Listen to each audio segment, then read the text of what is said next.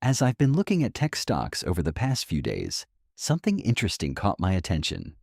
For a long time, we've been seeing the same headlines in news stories about artificial intelligence, new investment, new data center, new record, new spending in the billions of dollars. And frankly, the market believed it too. There was a sense that the value of any company involved in AI would just keep rising. But in recent days, things have started to change a bit. We've seen selling pressure, especially in AI-focused tech stocks. At first glance, the question that comes to mind is the AI bubble bursting? But I don't think that's the right question, because when I read Reuters' analyses, something else entirely caught my attention. The problem isn't that AI is doing poorly. The problem is that expectations have skyrocketed. Just think about it. Microsoft is investing hundreds of billions of dollars. Meta is doing the same. Amazon is expanding its data centers. Google is increasing its investments. Nvidia is still struggling to keep up with chip production.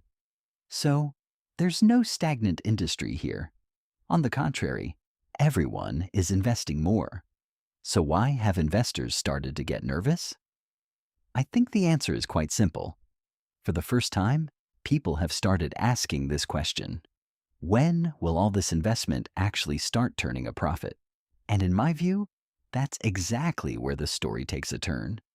2 years ago, the markets were buying into a vision. Today, they want to see the bottom line. Perhaps the most critical phase of the AI story is just beginning. Because in the world of technology, coming up with great ideas is one thing. Generating sustainable revenue from those ideas, however, is something else entirely.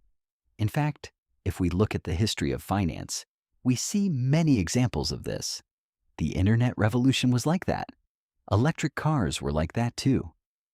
At first, everyone bought into the future. Then, they turned around and asked the same question. So, what do we get in return? I think AI companies today are going through exactly this test. And here's the interesting part.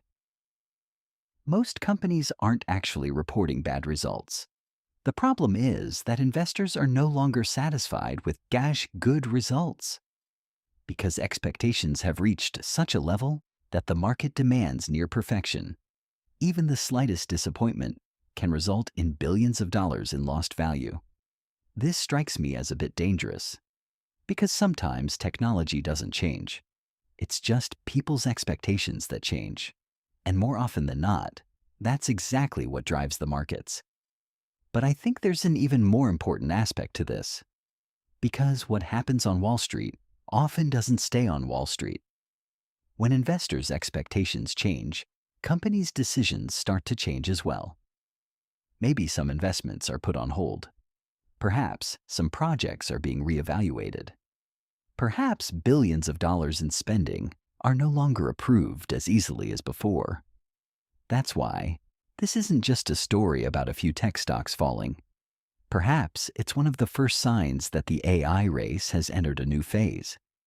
The issue is no longer just about who will build the biggest data center. It's about who can actually turn these investments into profits. Frankly, I don't think the AI revolution is over.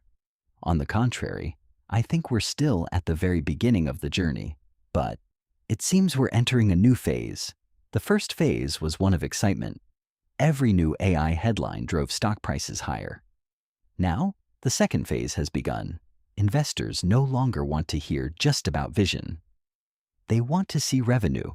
They want to see profitability. They want to see how the hundreds of billions of dollars spent will actually pay off. And to be honest, I think this is a very healthy development, because financial markets reward results, not stories, in the long run. Perhaps the sell-offs we've seen in recent days don't indicate a loss of confidence in AI. Perhaps Wall Street is beginning to ask this question out loud for the first time.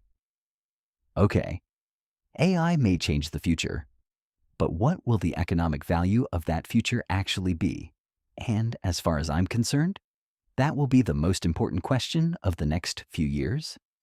If you enjoy this kind of content, And don't see the economy as just headlines. You can subscribe to the EcoVantage report. See you in the next video.